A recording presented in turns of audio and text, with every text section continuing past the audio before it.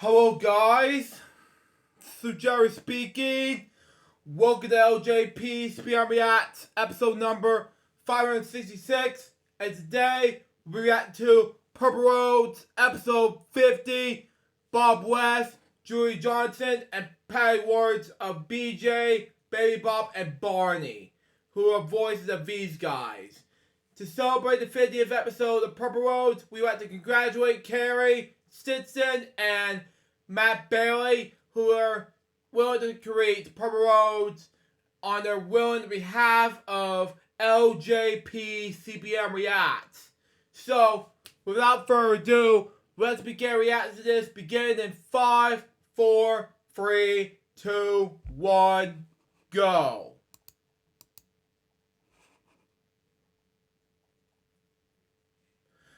Okay. Gotta keep rolling. There we go. I'm Carrie Stinson, and my journey through life has been quite an adventure. For over 20 years, I played Barney the Dinosaur on tour. That was cool. 7 seasons of the hugely popular TV show, Barney and Friends. That was easy. Now, my journey is to bring together friends and guests from all over the entertainment world for inspiring and at times amusing behind-the-scenes conversations. Wow! I'm Carrie Stinson, and this is Purple Roads. Welcome to a very special 50th show of Purple Roads. As you can see, I've got some very good friends here. I'm trying not to smile so much, and I've been laughing forever, but look who I got. It is Bob West, the voice of Barney, Julie Johnson, the voice of Baby Bob, and Patty Works, the voice of BJ. I am so thrilled to have you. What's going on? Not much. Wow. I'd like to see your faces. Yes, we haven't been together in virtually or in person, all three of us, for 20-something years. I guess Wow. almost 20 years. That's crazy. I was 11, so yeah. Exactly. She's better Yeah. at than I am, so. Yeah. I Still. didn't say that was base 10, now did I? Still. So you can all kind of see how this episode's going to go today. Yeah, pretty much. There's going to be a lot of laughter. I'm gonna start with you, Bob. Or I'm gonna do it actually with Bob and Julie because you guys were together first. There was an added addition, so we had Bob, and then we had Julie, and then we had Patty. So I was the new one. I was the sister. Look at that. Oh my god! Oh my god! Hold on, one moment, hold on.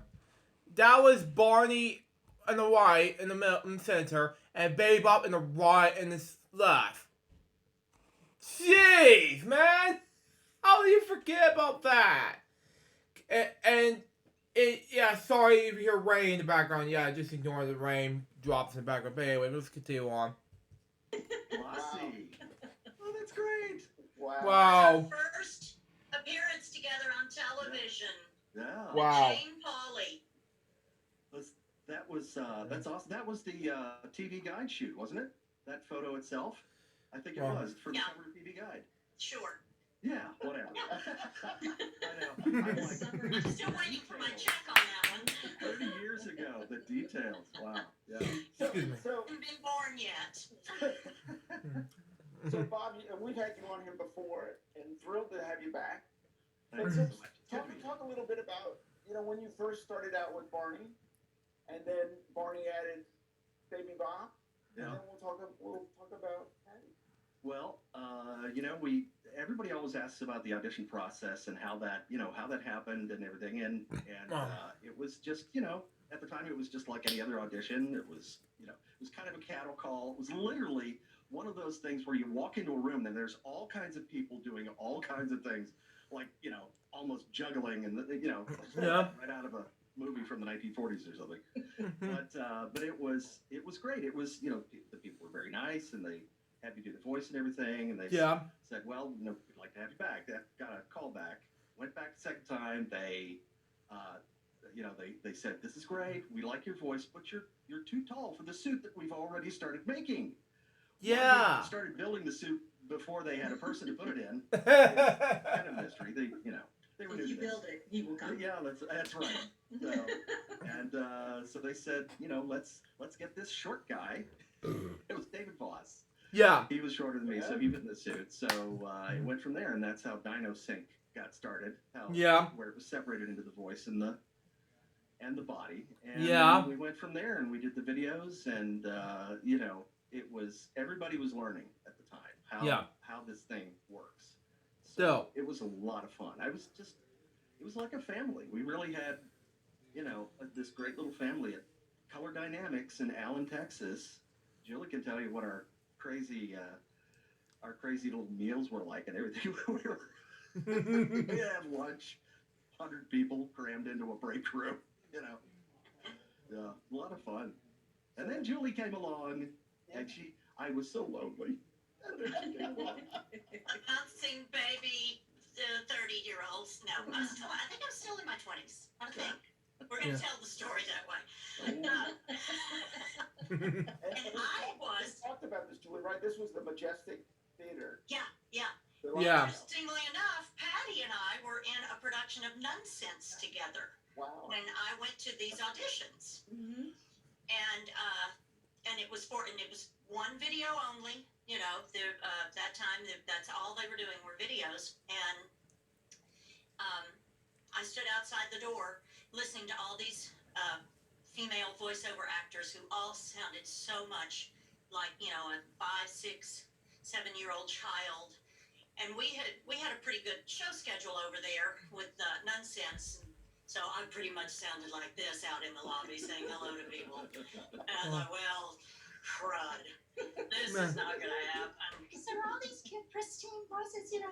And then I told you this. I thought, what is that sound that a toddler makes in a toy store when there's one toy in existence that will absolutely save their lives, and they have to have it.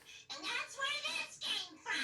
And I probably just blew my own microphone. I don't know. But anyway, I did that, and Dennis DeShazer, who's one of the producers, one of the original 3 producers, dropped his head to the table, and I thought, I either went really well, or I'll never be seen by these people again. I don't know which.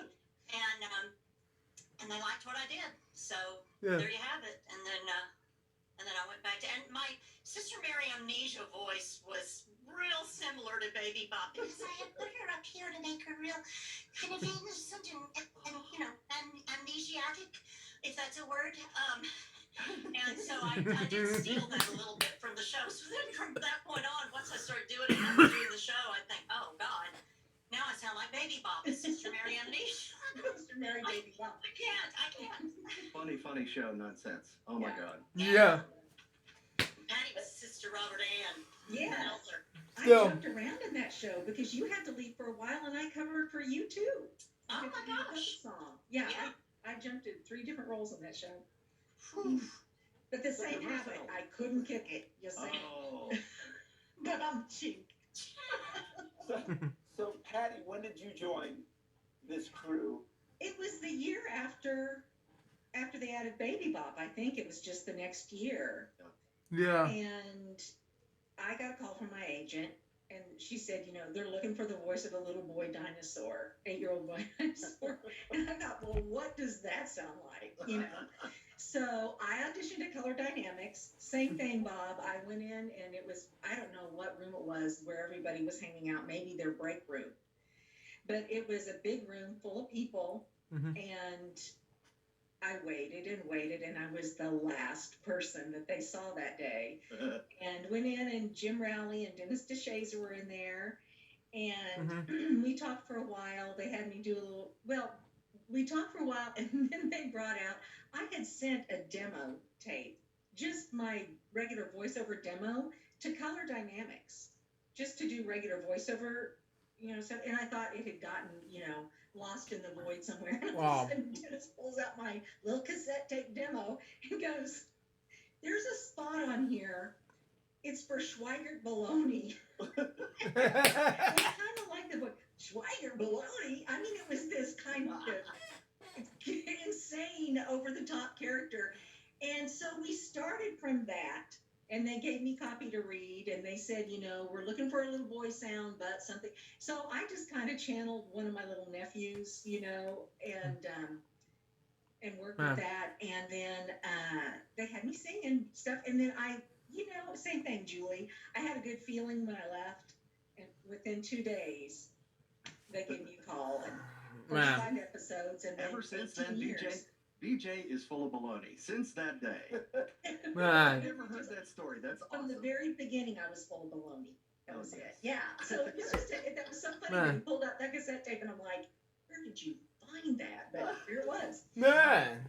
That's Yeah. amazing. That cassette paid off. What's a cassette? Cassette. Children, gather round. Sit down. Let me tell you a story of aging media that becomes obsolete. Oh, I've seen it all. So I got to talk a lot about New York because Radio City Live. That's where I got together with Dennis, Julie. Yeah. Perfect. It's perfect right there Wow. because That's still one of my favorite memories Oh, yeah. of our whole time together. It was Absolutely. so fun. I Again, it was one of my favorite concerts ever as a kid because I have tape when I was for my first Christmas. I was there when I saw it. I'm like, wow, that was amazing. And when Babe first came out after this Radio City Music Hall tape came on, that was the same tape came on. I'm like, okay, Babe came out, and then 1995 movie, bam. After that, Rudolph the Red-Nosed Reindeer Rick and Bass special with commercials on CBS. Instead, with a couple misfits, did Favorite Fortune. But anyway, let's continue on. think the three of you changed my life forever. On that. Yeah. I'm sorry. You're welcome. Yes, it was my second time in New York, and Yeah. I had just joined you guys because I was doing PR stuff, but I really wasn't working with the show at the time. Mhm. And so I go up to New York, and wow, that what an unbelievable experience. We talked about the fact that the Grammys were there, everything was going on. Julie took me around town. I got to go to Broadway shows and all kinds of stuff like that. Yeah. And just I think for all of us, experiencing such an unbelievable, flying up to New York knowing you've already sold out Radio City, Mhm. or I think it was 12 shows, Yeah. is a pretty unbelievable experience. And I'm brand new at all of this. What was it like for you? Why don't you start, Bob? It was really surreal. It was just kind of dreamlike. I mean, technically, Radio City is a Broadway hall. I've been told. I mean, it's not on Broadway, but supposedly in that class, I guess. So, just to be able to play that Wow. venue in the first place was just amazing. Okay. And we stayed in a nice hotel, and Wow. we ate well, and it's one of those nice packages that Yeah. that all came together. And we would go out in the evenings and find a good restaurant. We'd go to China Grill and see Tony, my friend Tony. Hi, Tony. Wow. And, China Grill, I remember that. oh yeah, and we would we just had, but the show itself, doing the show itself, was such a dream. I mean, you never imagine that you're going to have to be on like the third level, the shop level underneath the stage at Radio City when you're doing Radio City. There's no basement in the Alamo. I couldn't find Pee Wee's bicycle anywhere. Man. It was like it was just so much fun. We had our 3 booths set up, and we had the sound mixer over here, and The baby elephant over there Yeah. Man. with hay straw. We all have allergies. which we could Still. smell. All of Not us. just the hay, but we could smell the baby. Oh, elephant. hey, we can smell. And the phone. Woo. Yes, that was an eye-watering experience walking past that little guy every day, coming in. It really was. Man. Stealing it. I wa- Literally, my eyes were watering. Still. Oh. But Hold your breath and I mean, run. all of that, But everybody was, we just had, the thing about that for me was the audience, And I think I've told you the story about having them crank up the audio so that we could hear the audience as if we're standing out on stage, and we get that volume. It made a huge difference in my performance, and the energy in my performance. But I know you guys probably got the charge out of it that I did. Oh, It was amazing. very exciting. Yeah. Mhm. And that was how long, Patty? How long had you been with us when we did Radio City? That was one of the first things that I did. So I mean, I did an episode or two, I think, a few of them, but I remember the voice hadn't even really quite settled in for me yet. And it settled Wow. in at Radio City because, you know this, Julie, doing live theater, when you have to just think on your feet and you're so in the moment, I couldn't think about it so much. Yeah. And so Wow. I was in the moment with the show, and there it went. It was just, that's part of what made it so fun, too, was doing it live. Yeah. And being there with everybody in that hall, like you said, Bob. I remember sitting out front during rehearsals and turning around and looking and just going, this is amazing. It was surreal to be there. And, you know, being a stage actress, it was the closest thing to Broadway, you know, for me. It's the And closest thing to being a rock I was ever going to see. My high kicks were not so good. No, My but, high you gigs know, were fine, but I was 5'3" and I didn't make the weight limit. I feel you.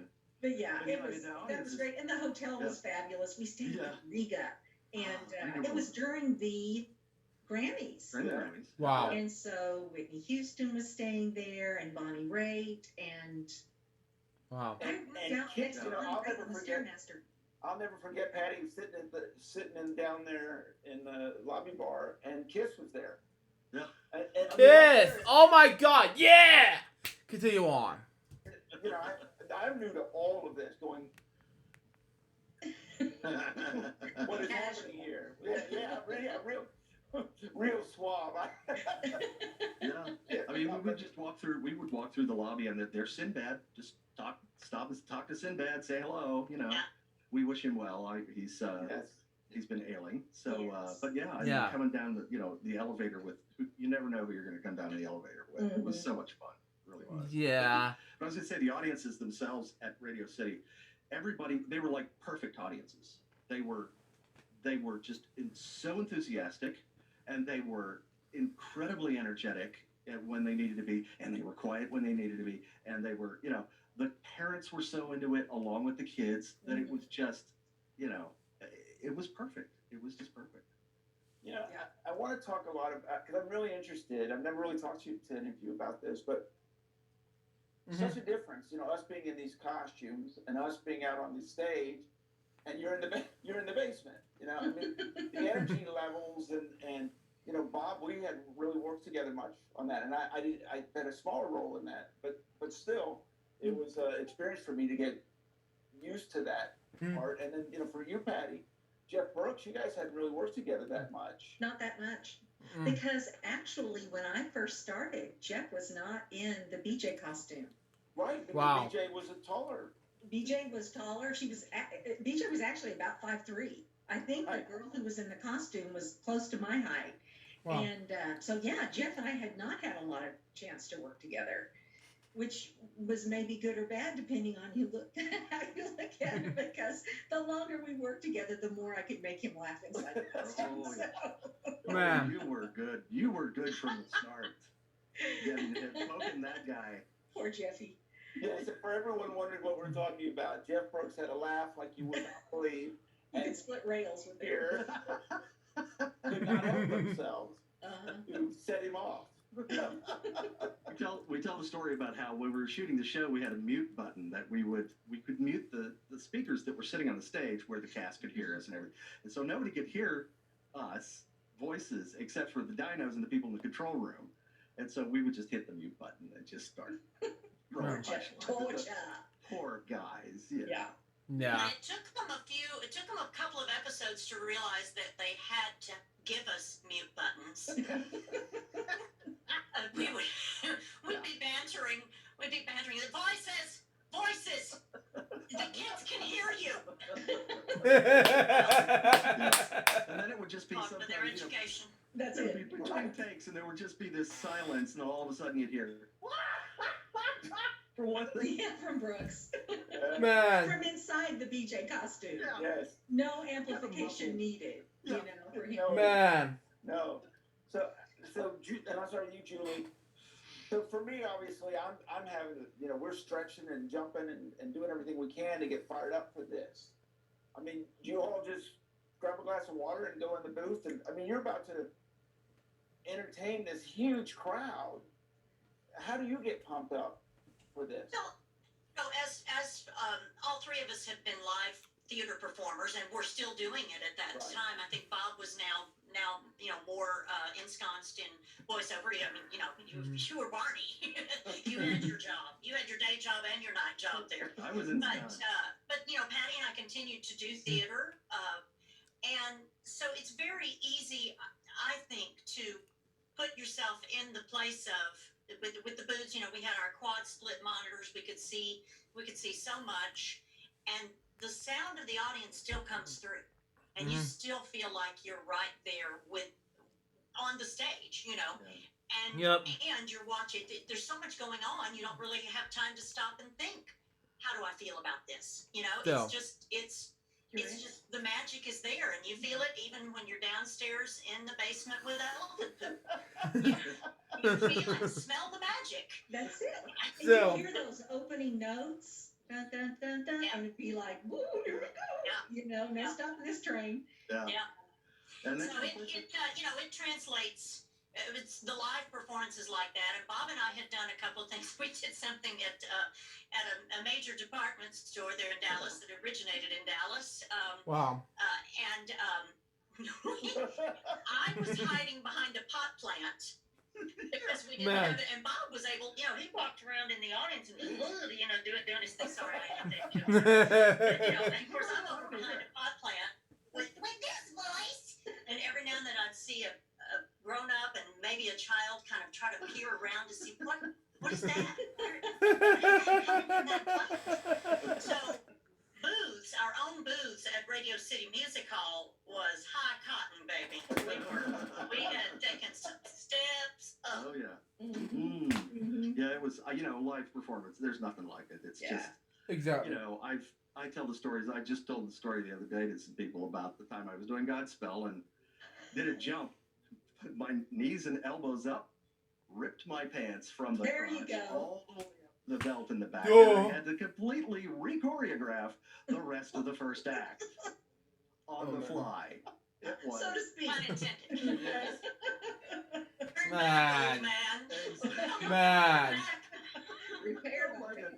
But but in terms of Barney, there was a night when I forgot to intro one of the kids to bring him out from behind the curtain. It was. Oh, I don't remember that. Oh, I forgot to. Yes, it was a thing about the way the script was laid out, and looking up at the monitor and looking back down, and I missed her name one night, Man. and it was like I just didn't realize it until after all the kids were out and the next number had started, and she wasn't there. I'm like, and then so the guy comes up to the booth, like, what are we gonna do? I don't know. And they're having to talk to the stage manager and everything because they had to be able to pull the curtain tabs to open the curtain in some certain place so that she could come out. And there was all this discussion and finally I worked it into like right before the next number. And now here's another one of our friends. Here's Tasha, and so she comes out, and at intermission, it was the best thing. Mhm. I go upstairs I usually didn't go upstairs to the dressing rooms, but I had to do this. I went upstairs to the kids' dressing room at intermission, and she happens to be there, and I walk up to her, and as I'm approaching her, she goes,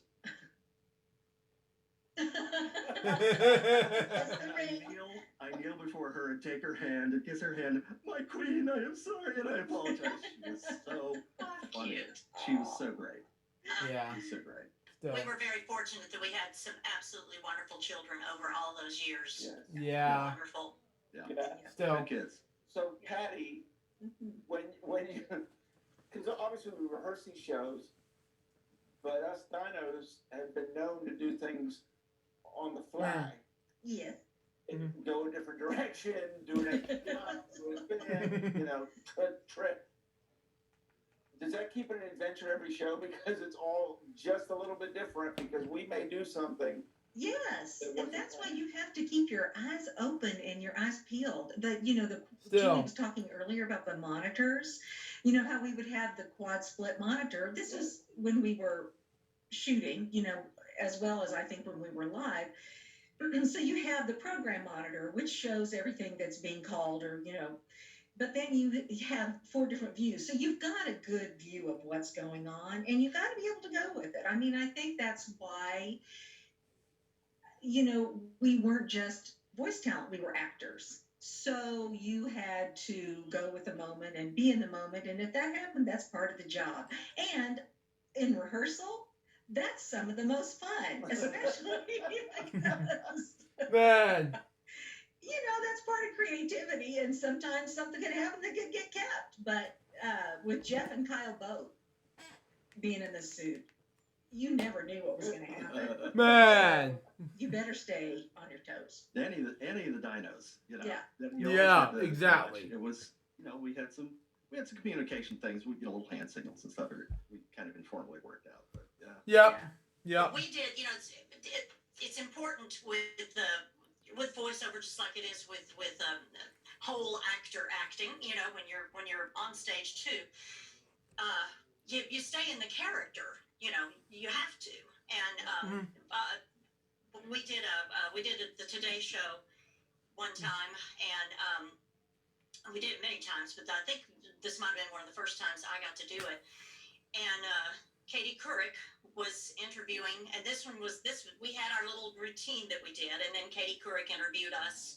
And I think it was it all three of us, or was it just anyway, interviewed us, and she at one point turns to Baby Bop and says, Baby Bop, my child's nanny thinks you sound like Yoko Ono, and put the microphone over to Baby Bop. Well, Oh man, this is so freaking met me out. Like, so silly. And I'm like, yeah, Katie Couric, yeah, and I agree with Katie Couric in this one. And I watch it, and I'm like freaking out. Continue on. first impulse, what I really wanted to do was say, oh, I love her. She didn't break up the Beatles. No, she did not. That's what I wanted to say. But inside I went, you don't know who she is. You're 3. But the other answer would have been better, wouldn't it? It would have just been like, that's my big regret. She's precocious. But that's like the time on when we did. I guess it was the first time we actually went into the studio to do the Today Show. The first time we did it from the Berkshires, I think, and there was a whole Norman Rockwell connection there. It was interesting. It was introduction of some of the products, I think. Okay. That must have been just you. Yeah, because I think so. I don't recall that. Yes, and it was. But we went the first time when we went to the studio. It was like there was what was his name? Who was the co-host? Oh gosh. It wasn't Matt. It wasn't Matt. It was way back when. Did the Olympics. Oh man, I can't remember. His name is totally gone.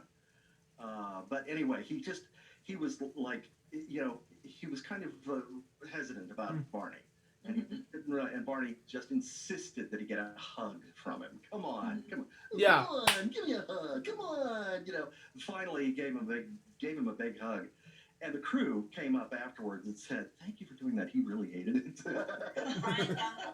That was Brian Gumble, wasn't it? Was it Brian? Yeah. Brian Gumble. That was so funny. I thought, they said, there was like 2 people who came up to me after that and said, he really, it was great. Look at that. But you have to stay on your toes. You remember when Big Tex caught on fire at the State Fair a few years ago? Yes. There was a guy who voiced Big Tex from a booth. Man. What an opportunity. Oh, yo. I'm Big Tex. Someone called 911. Jeez. Welcome to the barbecue. Is that my hat? What's that smell?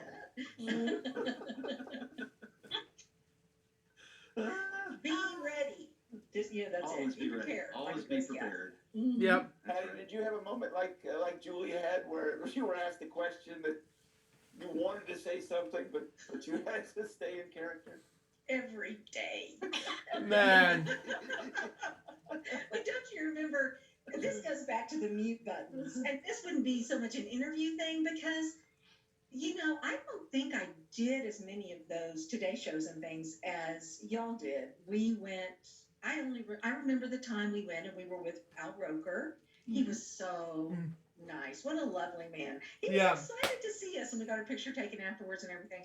Well, what's funny about that, though, is the very first time we were with Al was the time the Berkshires, and he had just totally insulted Barney. Man. So he was trying to make up for it when we came in. Oh, is that what it was?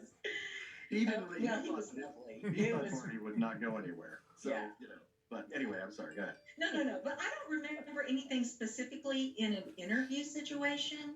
So I had talked to Dennis DeShazer several times about this, and I know he about had a heart attack in New York because when we talked about this before, we actually never did a full run through of that show. Mm-hmm. I was so young, I didn't know better.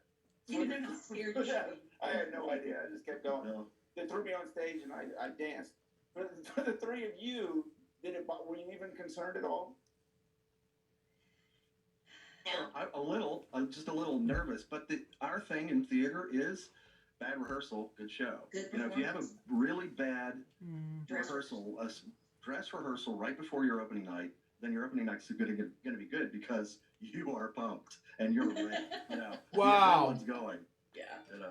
Well, I've done so much, professional but smaller professional theaters, work in theaters there in Dallas, where you had such a short time to put the show together, and once you started techs, I don't know that I ever remember us finishing a tech before we opened. Yeah. So that was kind of like, oh, yeah, I'm familiar with this. You would see your lighting cues for like the last 35 minutes of the show for the first time, and you had to resist not going, That's different. Wandering around trying to find your light. Yeah. Jeez, man. Now I just carry mine with me. Oh, yes.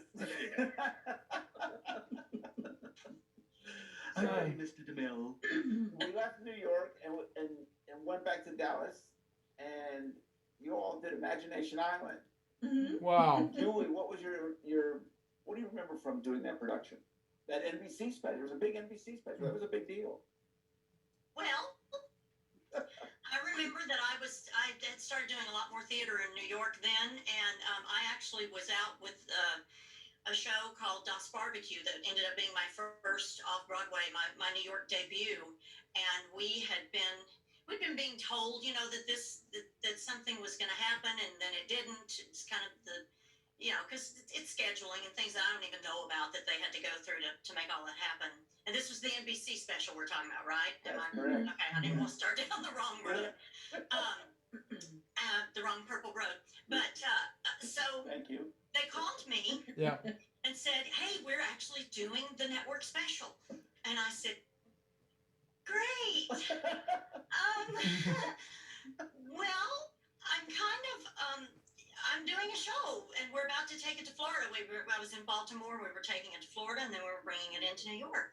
Wow. And they said, oh, well, okay, well, and I said, well, I could, because I had done some of that, coming in and voicing over, and my fabulous actress friend Carol Farabee Blackwood, who was a extremely talented voiceover person and actress herself, and she would sub for me live, and then I would come in and put my baby bop voice over it. Wow. They said, well, we're just going to go with Carol. And that's what they did. They went with Carol. And then when they started looking at everything, they decided that the network said, let's get the if you can, let's have the continuity of the baby bop voice. So they did bring me in, and I voiced it over like I had done with the other episodes. But I think, at that point they were kind of maybe feeling like, if I was going to be gone a lot, it might be better to and Carol called me when they called her. She called me and she said, what is going on? I do not want to get in the middle. I don't want this to happen, to you. And I said, no, honey. I said, it's fine because I'm, this thing that I'm with right now is going to be, it's a pretty good deal. And I need to stay with it because I needed to be on stage along with, you know, getting to do the It on-stage was stuff. a So fantastic show. I saw it, and it was hilarious. I loved it. Yeah. Wagner's Ring Cycle set in Texas. There you go. What else do you have to say? Yeah, that's it. That's all you need to know right there. There you go. It was, But anyway, it worked out, and Carol still worked a lot. She did a couple of actual roles and videos, and she was as much a part of the Barney family as any of us. So that's so I wasn't there for the actual shooting. Right. Well, she was in New York with us, right, Carol? Yes, she was. She came along as she could cover several voices, so she came along as an understudy, basically, in case something happened. Yeah. And she turned out to be, as you might remember, Julie, really invaluable to me and showed the strength of her friendship. One day when Julie and Carol and I had decided we needed to go shopping, and so, it's New York. We're getting a little duded up, right? Putting on our winter coats and our scarves and whatnot, but I didn't wear a hat. And, well, New York, the wildlife, the pigeons. Julie and Carol and I are lined up in a row window shopping. And I feel bloop on my head. And I thought, is it raining?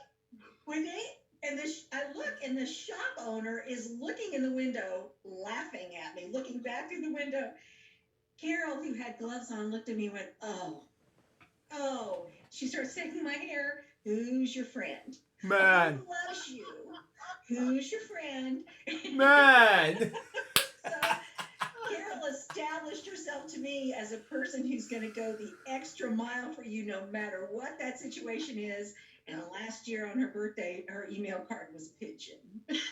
Jeez.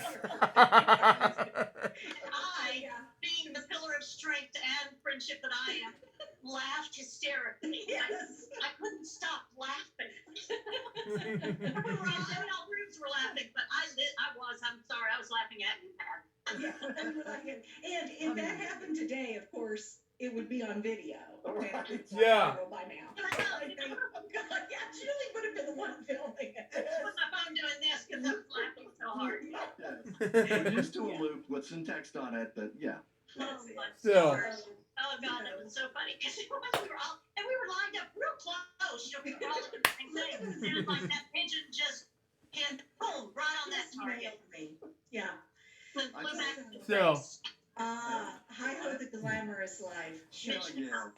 Totally glamorous. I love the story that I tell about Carol when we did a promotional thing at Yankee Stadium. Wow. And she was there doing. Which, by the way, David, if you're watching this, Yankees suck. Continue on. Baby Buff, I guess. Yes, because another theater thing that kept me from getting to play Shea Stadium. Yeah. Was it Yankee Stadium? It was Shea because Shea. Beatles The Beatles had been there. Yeah. But that in itself was an experience. I mean, just having to adjust for the delay of the giant speakers coming in from the outfield. And now today, luckiest man in the world. I consider myself to be the luckiest dinosaur. Here Carol's sitting next to me, and we're in the all like a press booth, and she's sitting next to me. She's doing the voice, and I'm doing Barney, and I hear this clicking sound. Tap, tap, tap, tap, tap, tap. And I think, what is that? And it just and it's coming in from these speakers in the outfield. I'm going, that's something in the booth. And I look over at her, and I see that she's wearing these dangling earrings, and one of them is tapping into the microphone, and she didn't notice it. So I reached around behind her and grabbed her ear. Jeez. And she just went, like, what's wrong? Held on to the earring. She figured out what it was and took it off. Shoulder dusters. Yeah. Well, thank goodness you knew it was a pierced earring and you didn't try to pull it off. Oh. I heard that story. That's hysterical.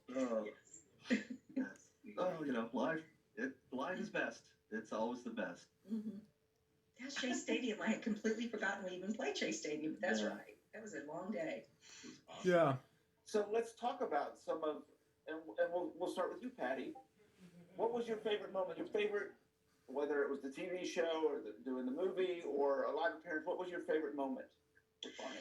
Well, if we talk about, I'd have to do two kinds of favorite moments. One of them would be as BJ. You know what actually was happening as part of the set that as part of the show that was planned. And one of the things I love, and I look back at this not too long ago. I can't remember why I came across it, but there was an episode we did that was Little Red Rocking Hood, which I never heard of. Continue on. BJ played like a rock and roll singer, and Baby Bop was country western. It was kind of like Donnie and Marie.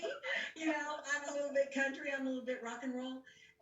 And we went back and forth, and it was kind of like a sing off that we did back. The two characters did back and forth, and BJ did the rock and roll number in that, and then Baby Bob did the country. And that I look back on that, and I absolutely loved that. Yeah. The other shoot that I loved, just the whole shoot where we were on location, that I thought was one of the most fun shoots we did, was we shot at the Fort Worth Zoo. Yeah. We shot a video out there, and I loved the results of that video. It was part of it was because it was all outside, it was on location. Fort Worth Zoo has just been named the #1 zoo. In the country. And it shows. I mean, back then it was fabulous. And so we had some great moments and some great times just being out there. But that would have to be one of the rock and roll thing, and then shooting the zoo. Two of my favorite things. Patty, I did a book there, one of the Barney books with, I think it was Jeff and Jeff. Uh-huh. And for the rat picture, they thought it would be a great idea to bring out this huge snake. I'll have to find the picture. I've got it somewhere. So we're all holding the snake. I mean, it is huge. Wow. And it starts going up BJ. Jeez, man. There. Yeah. I can voice that. And then of course they're like, just hold on. I think it was, do you all remember Dennis Poole? Yes, I remember. Yeah, the photographer who would always be like, just hold on a second. And the snake, he's like, I almost got it. Okay. Yeah, luckily we were allowed to speak, and I'm laughing my head off. Wow. So I love that thing too. For a completely different reason. Yeah. But it was fun. There were so many great moments in that. I know Baby Bob had a great moment with the macaws, and BJ got supposedly sprayed by the elephants and that kind of thing. But it was just one thing that you may remember was when we were near the Great Ape House. When the gorilla was outside, he was very upset whenever he saw Barney in that big purple dinosaur. Wow. He was like, who is that? He's as big as I am, and what is he doing out of his cage? Yeah. Who's that purple back gorilla? Man! The rare purple back. Bob, what was your favorite moment? Well, we haven't mentioned. I mean, Radio City is clearly, I think, is pretty much a peak experience. But wow, shooting the movie was, we got to work outside. We're talking about getting to work outside, and Barney never did that, really. Right? Yeah. And it was so different. I mean, I'd been on film sets before and stuff, and worked in various jobs and everything, and to be able to take Barney to that. And to give it that production value and everything was really awesome. The sets were gorgeous, like the character. I've forgotten the character's name. It's been ages since I actually saw it, but the library house that we go into, and just so many really amazing sets of French restaurant. Barney speaking French. I mean, all kinds of stuff that we did that was just really crazy. It went on and on and on. It just kept going and going. We went over on our schedule, but being in the countryside outside of Quebec, outside of Montreal in Quebec, Canada, it's just gorgeous there. The just immaculate skies and countryside, and this perfectly picturesque little farm and barn and everything. Just amazing. Just wonderful. Yeah. And just to be able to work outside, and really a great crew there too. My sound guy and his assistants and everything. One of the assistants, the sound mixer, had this thing with one of his assistants where his assistant would take a nap every day. And the sound guy would do something to him while he was asleep. And like one time, he got wrapped up in saran wrap. He wakes up after his nap at lunch and he's in saran wrap. And, Man. And that just like almost every day, something would do. He would do something to Eric. And Eric was so good about it, you know. But there was a lot of language difficulty there because, you know, a lot of francophones. But that was a great experience too. Yeah. Mm-hmm. Although we did lose some of our glamour that we had Radio City and at the Regal. I mean, we had a nice hotel in Montreal, but Bob, do you remember what our booths were on the set? Yes. Mm. They were Like, converted horse stalls. yeah. There was an old barn. Hay again, with the hay. Yeah, exactly. Sinuses. This is good. Yeah, and we had a lot of night shoots. So I remember we had the moving pads that they would use for sound absorption and things, and it was cold. Yeah. But night shoots, and we were in the horse stall. So There that was no back on the booth, so it was just totally open. Yeah. Man. And during the day is great. Yeah. Yeah, that was fun. I have a favorite moment. Did you say me? There's no one else. Oh boy. You talking to me? You talking to me? Yeah, I'm talking to you. Well, one of my favorite moments actually is I'm gonna reserve time for two. I'll make them fast. Okay. But it's that same Barney movie, and the grandpa in the movie was played by George Hearn, one of the most prolific and terrific Broadway actors, singers, and one of his roles he's best known for is Sweeney Todd. Wow. We were sitting in the meal tent all together, and it was this was one of those night shoots, so we were having some sort of a meal at about 2:00 in the morning, and we were talking, and he was cutting his food and with his knife. And if you know Sweeney Todd, if you don't know Sweeney Todd, just go get a glass of water now for a second. Man. He was cutting with his knife, and at one point his knife was up like this, and he was talking over toward my way, and I just leaned over and said, "Say it." Say it. And he looked at me, and he held the knife all the way up, and he said, "At last, my arm is complete again." And there were 4 of us in that tent that knew what that was, but we howled. It was like, I still get goosebumps. I got goosebumps. And he thought that was so. He enjoyed that. I do believe. He hasn't called me since then. And my other one, I'm gonna go pretty serious. Is the video that we received from St. Jude Hospital.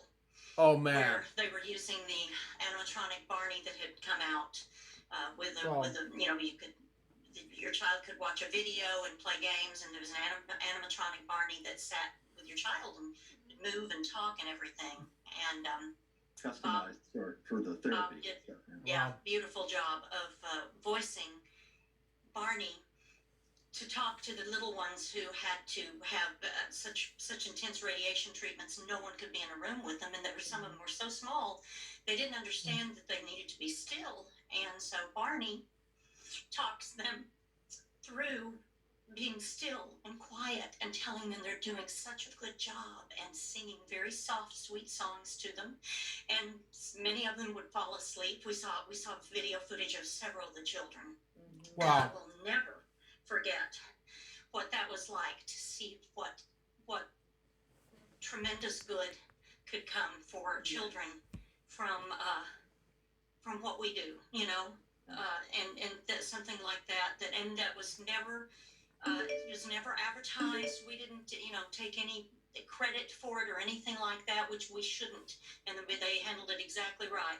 We knew what it was doing, and the parents would write us letters, and we did a lot of Make-A-Wish Foundation things too. Yeah. So those meant the world. Those meant the world to me, to see. And Bob, you just did such a brilliant job on that. Oh, thank you. It's, Yeah. you know, you just, the parents and kids would come to us, you know, especially in these, in the Make-A-Wish things. They would come to the studio a lot of times, and they would bring the kids in, or their child in during a break in the shooting. And our camera guys would stay around, and they would actually shoot a video of this meet and greet with Barney. And, you know, they would bring a child in who's, you know, they're probably not going to be with us for more than another few weeks or maybe a month or two. And it's tough, but the, you know, what it does for the child and for the parents is something that is, Mhm. you know, I mean, there are differing views on whether, you know, a single appearance or whatever is really therapeutic. But I think the parents a lot of times sometimes get more out of it than the child does. Mm-hmm. See, you got me going now, Julie. And you know, the parents as caregivers, I think, you know, just need so much support, and I think that was a big part of it too. But yeah, what a privilege to be able to help out families that way. It was amazing. Yeah. I'm so glad you brought that up, Julie, because I've talked a lot about it on this show. Mm. It changed my life. It Yeah. absolutely changed my life. The way that those children and parents reacted, and the things that I saw over those years. You know, I was 23 when I started Barney, and I was just looking for a gig, to be very honest. And all of Yeah. a sudden, I had to learn responsibility. You know, I couldn't be sad. I couldn't be tired. When I was playing the role, I had to fully commit and really kind of disappear. What was it like for you the first time you had to make a wish, let's say, and you saw the impact that it had? I mean, the whole room would usually be teared up on something like that. Mm-hmm. What would you say? I'll say for you, Patty. It's humbling. It's humbling. And it's also very unifying to think that we were all there, because Bob would always come out first, and then he'd bring out the little dinos. And, you know, some kids had an affinity more for Barney, but some of them, you know, there was something special about one of the other little dinos for them. And you had to put yourself in that moment, and it was about them. Even if you were emotional, it was about them and not you. So Exactly. you had to put yourself and try, you know, make that the best experience you could. And then, you know, afterwards, we were all very quiet, and it was, you know, but I always felt like it makes that a sacred space. Yeah. That's what it felt like. After everything was done and it was quiet, it felt like a sacred space. Mm-hmm. Yep. Yeah. I thought the most amazing thing, and Bob, you had talked about at the beginning about us all being a family, and I mean, we're talking about everyone on set, everyone involved, and you really saw it on those Make-A-Wishes. Yeah. You really saw it wasn't just the performers; it was everyone. Yeah, you felt that too. But That's we were true. all there. And the crew, the whole crew. Yes. Mm-hmm. Yeah. And then, you know, your experience going to hospitals and stuff. We did. There were some times when I would be there and with the Barney body, and we would talk to the kids, and we went to hospitals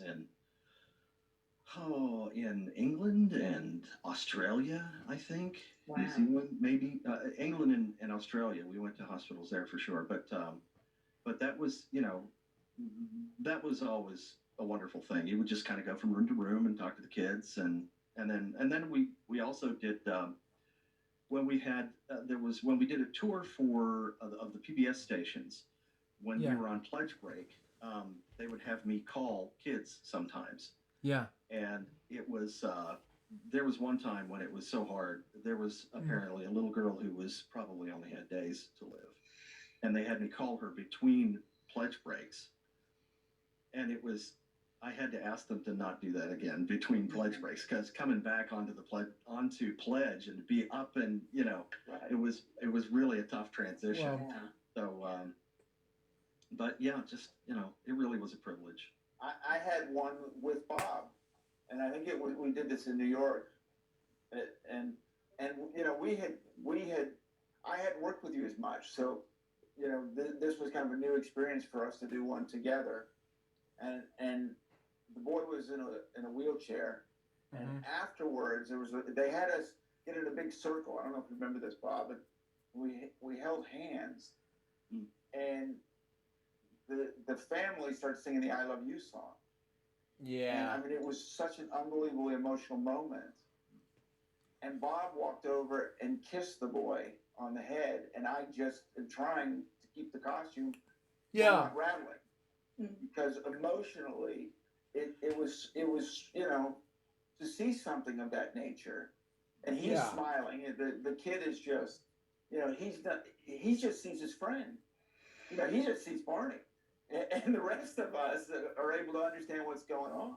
Yeah. And it was just such an unbelievable moment, and those moments stick with you for the rest of your life. It was incredible. Those moments are a privilege. Yeah. Those moments are a privilege for us. Yeah. I have a quick little turn. Take this around just a little bit. But I just donated an older car to Make-A-Wish Foundation, and when you fill it out online, they ask you, how did you hear about Make-A-Wish Foundation? So I thought, I'm just gonna tell them.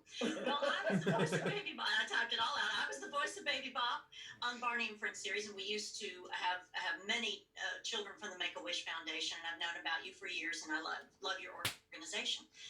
So it says, you will get a call within a few days. My phone rings, and I answer it, and I said, hello, and this young woman says, hi, may I speak with Julie Johnson? I said, yeah, this is Julie Johnson. She said, okay, first off, were you really the voice of Baby Bob on Barney and Friends?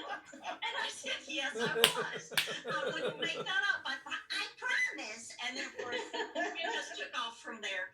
Yeah. So, but anyway, that was fun to be able to, because, normally I wouldn't, okay, maybe sometime when I'm, like trying to win a prize or something. Man. No, but you know what I mean? And I thought, well, I'm going to exactly tell them how I knew about Make-A-Wish Foundation. And been a big fan. So. It's fun to pull the dino card every once in a while. Every once in a Yeah, while. still. Young actors and actresses. I say young, now they're like in their 30s. Yeah. but I hear it all the time, that Baby Bob in her tutu and made me want to be a dancer, and so it's pretty amazing. That's awesome. A favorite moment working on Barney and Friends? Okay, I thought about this beforehand, and I don't know if Bob and Julia will remember this. I hope they do, because this is one of the times that I think I laughed the hardest. We had moved from being downstairs on the floor at Las Colinas, our booths there, and it was we had finished a season there, and they had moved our booths upstairs. So we were all next to each other, but they had built booths for us. But this was the first time we were in there, and I was doing a sound check. So I go in there, and I can't remember if it was Ron or if it was Malcolm. Anyway, they said, Patty, you want to give us a check? And I'm like, hello, check, whatever. And they went, wow, you sound so far away. And I'm thinking, what is it? Check. No, you still sound far away. I looked down, and my mic had come loose, and it was on a stand that had a ballast on it, so it had fallen clear down, and I was talking into my light. I had a light that was clipped, on my mic stand. And so I'm very purposely looking into my light, going, check one, check. So technically astute, thing that I am. And when he said, I said, we can't hear you. I said, that's because I'm talking into my light. And I don't think I heard the end of it. That's that. Patty Magoo is your name now. Yes.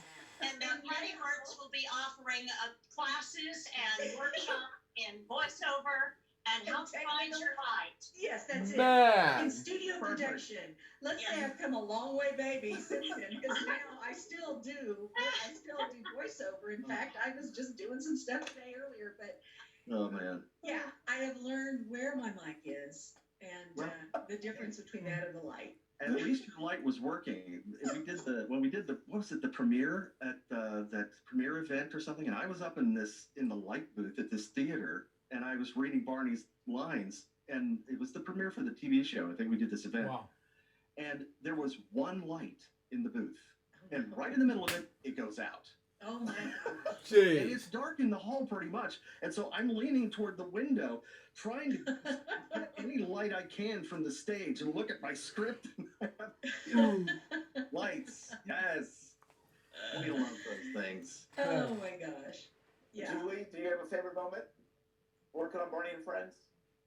You gave us this as homework, didn't you? Yes. My dog ate it.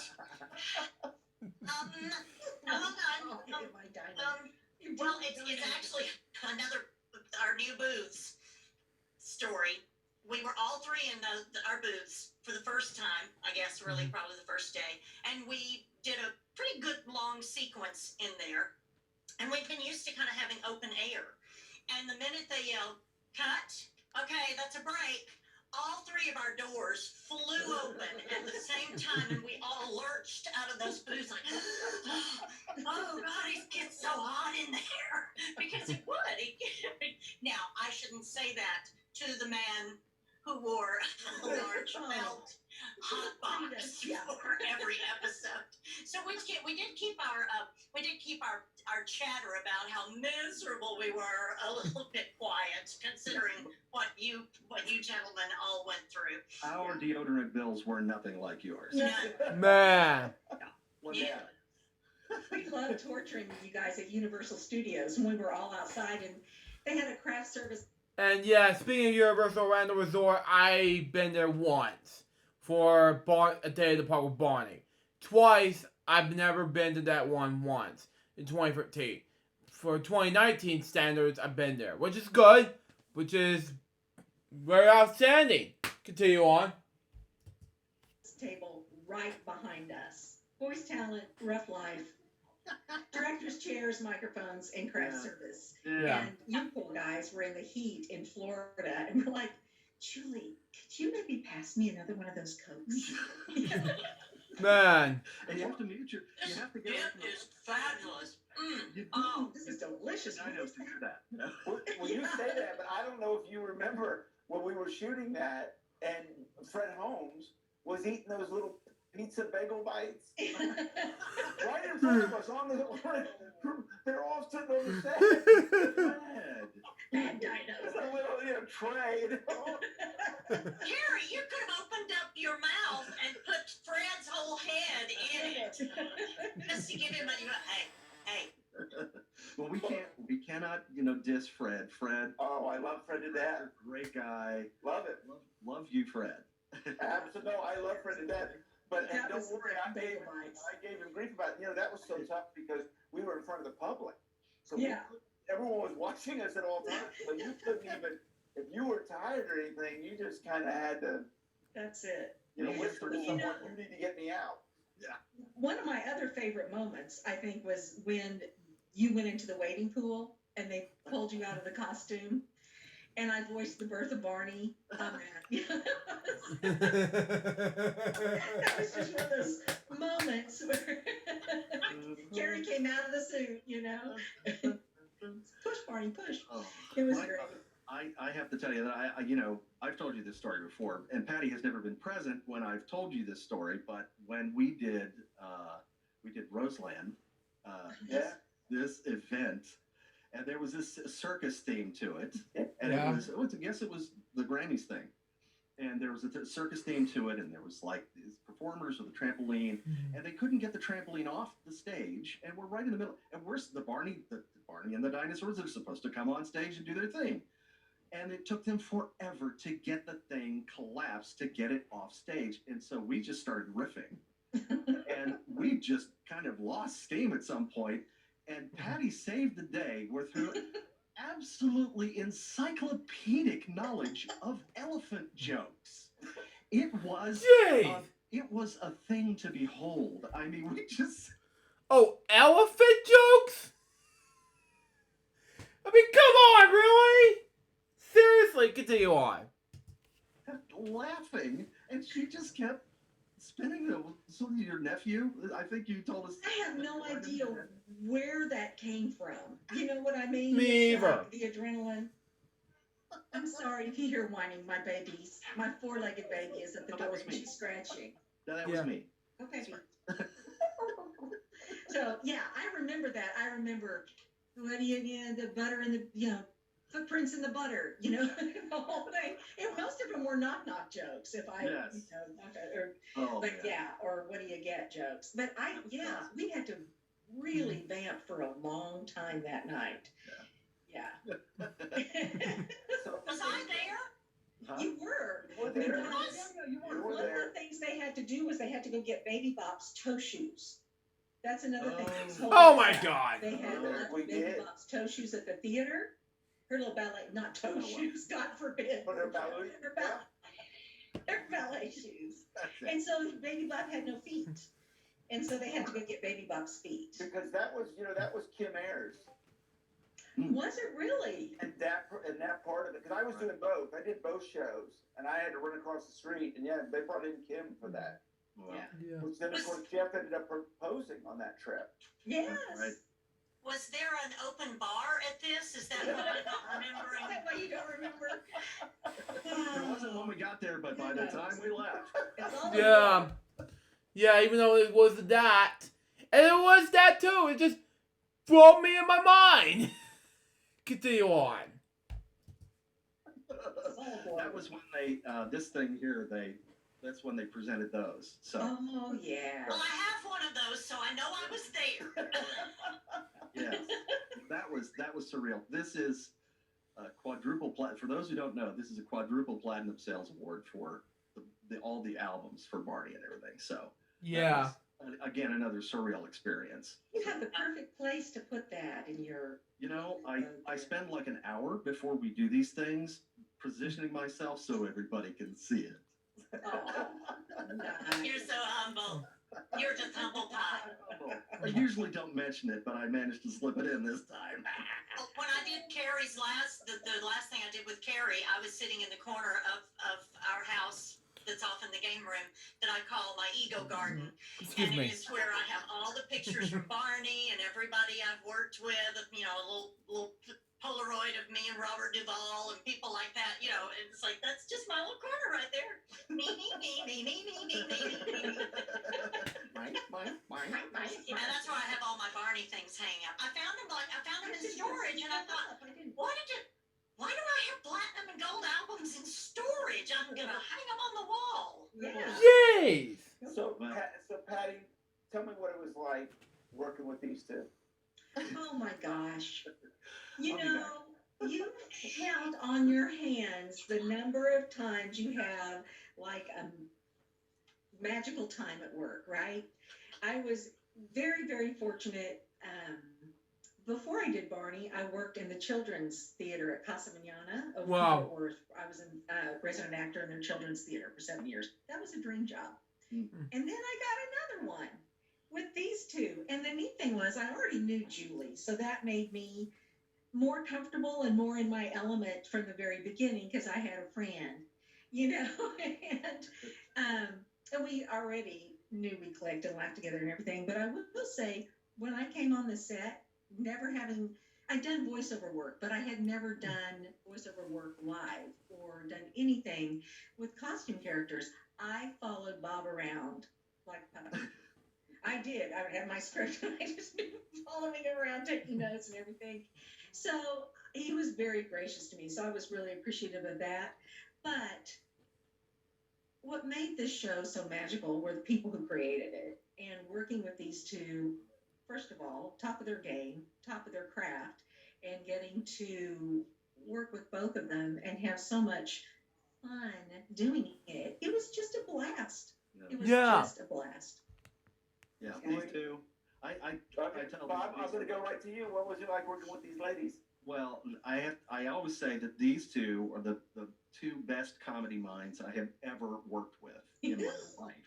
Seriously, because it didn't matter what happened or didn't happen. They'd always have a joke. They'd always have a punchline, and it's like this, just boom, boom, boom. Steeplechase, we used to call it. Steeplechase, yes. How many Just steeplechase? Topping each other. That's No right. this, no this.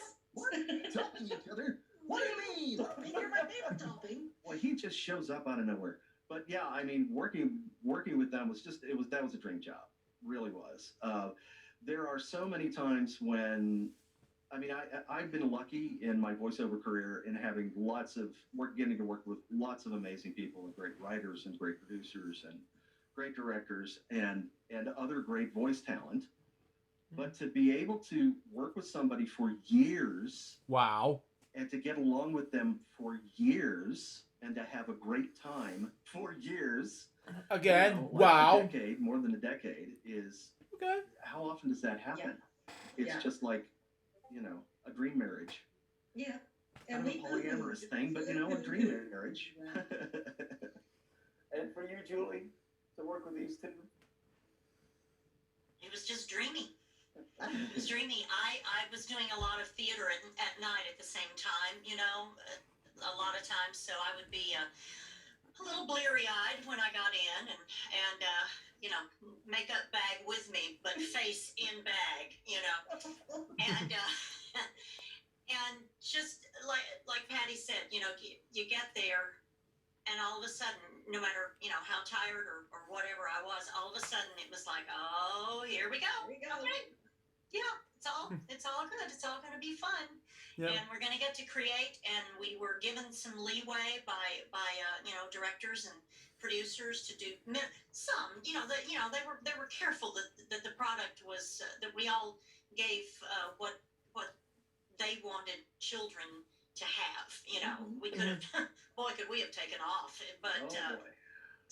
but just the camaraderie and the knowing you were going to work with people that you really, really wanted to be around. That's Certainly. huge. And there was I don't remember a day ever where there was a mood or somebody, could have been me, and that's why I don't remember it.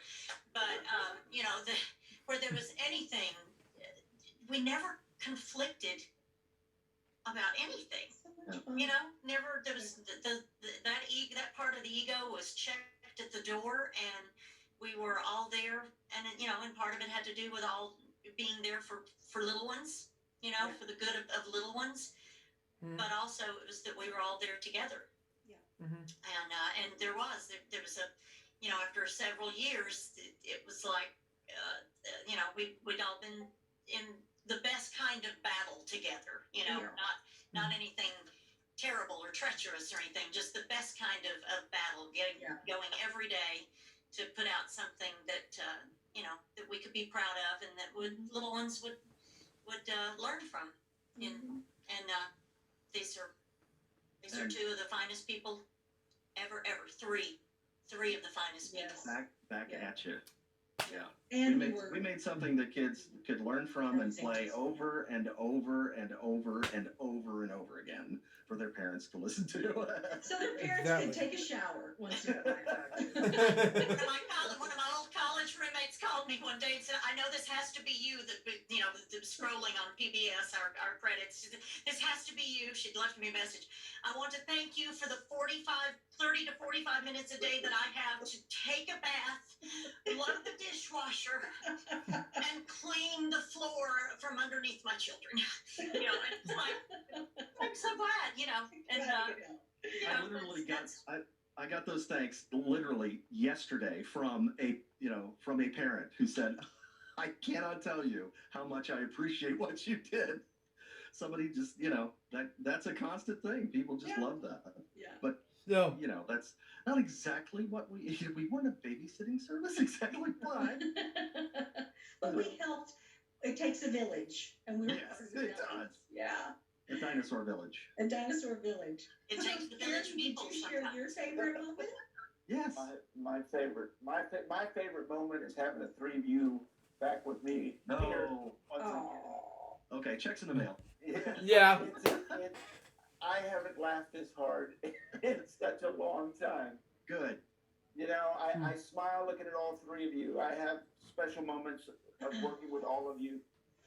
For us in the costume, it's hard, and there are moments where it's hot, and it's all of those things.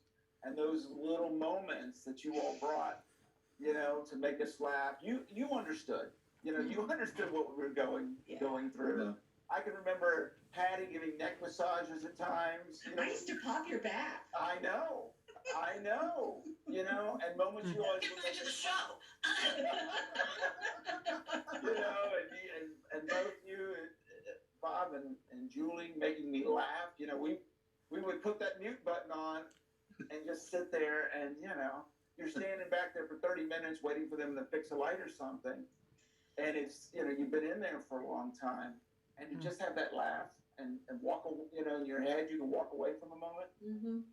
I don't think you'll ever understand how important that was. Man.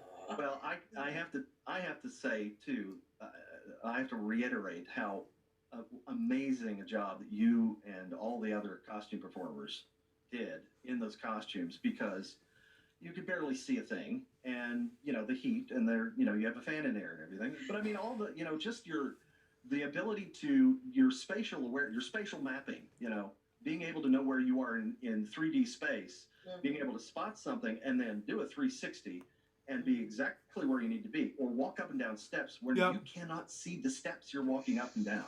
That is amazing to me, what you guys did. Great. And Yeah. you know, Well, thank you. But I'll tell you, see, it works on both sides, because for us, there's a trust in knowing that you all have us, because, you know, I might miss a mark. You know, I might bump my head on something. I mean, you know, you get very good at that, but things happen. And, you know, and I know that obviously I've talked a lot to Jeff and all the other guys and girls over the years, and you had our backs as well.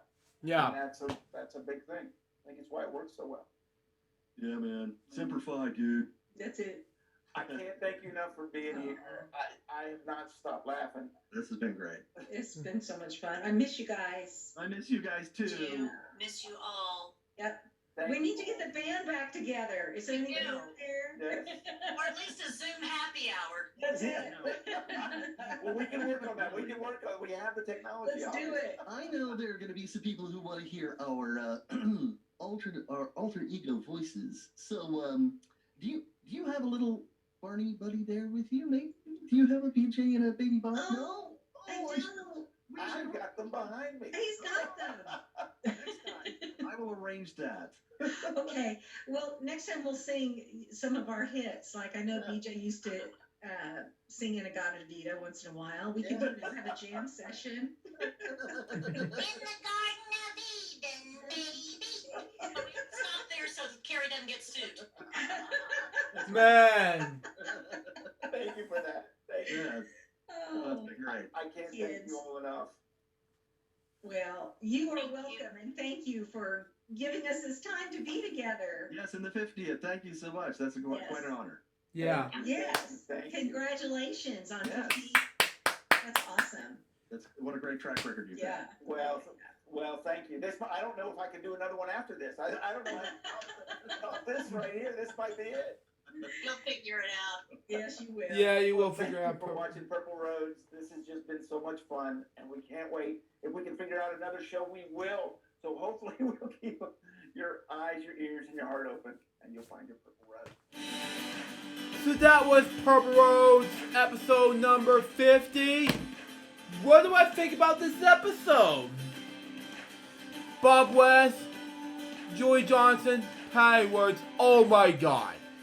The talented Barney, Baby Bob, BJ, and the tires of my childhood, man. Well, but before we go on LJPCBM Reacts episode 566, we want to say, first of all, there will be another episode of LJPCBM Reacts coming your way this Tuesday, because starting this Tuesday till around December 22nd, there will be a Christmas special live stream of LJPCBM Reacts. Part 1 to 4, so the 3 remaining parts are going to be just Alex Paris, if you watches Alex, for you. Lucas the Cool Guy reciting SpongeBob episode of Scary Pants, and David Fowles content. But the 4th part, I'm not going to say what it is. It's going to be a big surprise. Ooh. You have to find out. December 22nd. To find out what my reaction video to episode 570 will be in part 4. And we'll have previews on that coming away after the end credits. So stay tuned for that. And we'll have more details of what's going to happen next to LJ Reacts and the future episodes of LJ Reacts. Sometime in the later years, when later 2021, something like that. It depends. We'll see what happens. We'll see. But I can guarantee you there won't be a Purple Roads reaction video until February or March. But we'll see what happens. But as soon as I get done with Bob's Show reviews, reaction videos, that's why I just came back from Bob's Show as of September. Because I want to get back to react to Bob's Show again. Then we'll be reacting to Purple Roads again. If you watch this, Carrie and Matt, congrats on celebrating 50 episodes of Purple Roads. To honor episode 50, here's the toast for you. Anyways, with that being said, that will episode for this episode 566. Thank you for watching. Stay tuned for the next one, which is going to be episode 567. LJ Reacts special Christmas live stream. Part number 1, Alex Paris's videos from September 2020 to around December 2020. But until next time, this is Lou Jarvis saying goodbye. Peace out, baby. We get more to react to guys very soon. Till then, Jump saying out. See ya.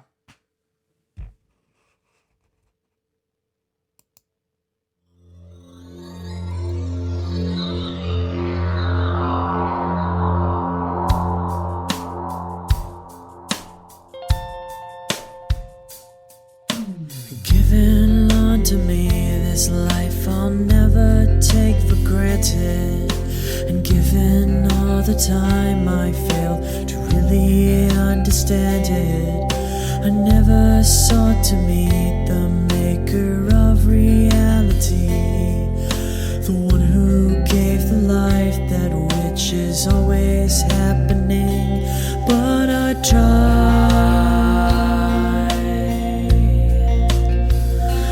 all the time.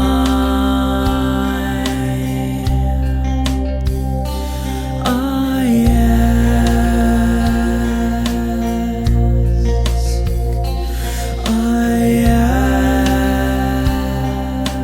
ask, why me? Why was I the one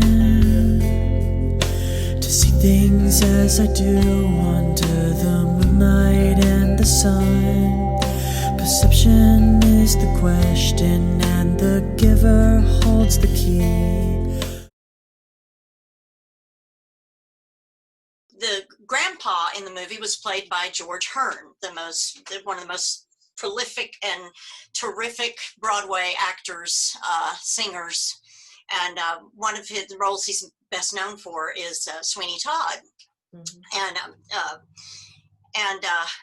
We were sitting in the meal tent all together, and it was this is one of those night shoots, so we were having some sort of a meal at about 2 o'clock in the morning, and we were talking, and he was cutting his food and with his knife. And if you know Sweeney Todd, if you don't know Sweeney Todd, just go get a glass of water now for a second. He was cutting with his knife, and at one point his knife was up like this, and he was talking over toward my way, and I just leaned over and said, "Say it." Say it. And he looked at me, and he held the knife all the way up, and he said, "At last, my arm is complete again." And there were 4 of us in that tent that knew what that was, but we howled.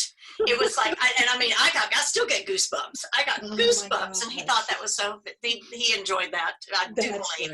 He hasn't called me since then. But, Good evening, fellow friends. Welcome back to my channel. It's time for an unboxing video, which I haven't done in quite some time. And for today's unboxing, we're going to be unboxing the Elgato Stream Deck for Windows and Macintosh. Now, you can use this for recording, streaming, and add some pretty cool effects. So, let's unbox this, shall we? Alright, turn that key. Yeah, I won the car! E. Hey! Whoa! Hello!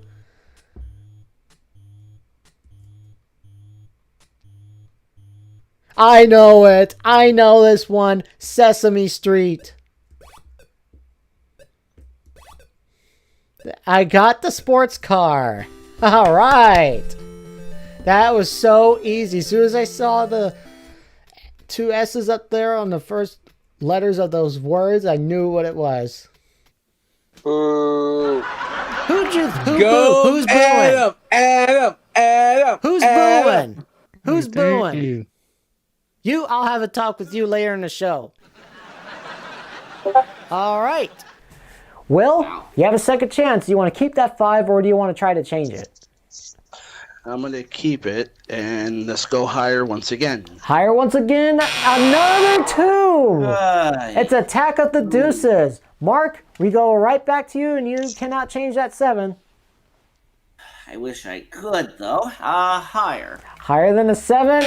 Oh. Somebody give me a drink every time I see a 2, please. Thank you. All right.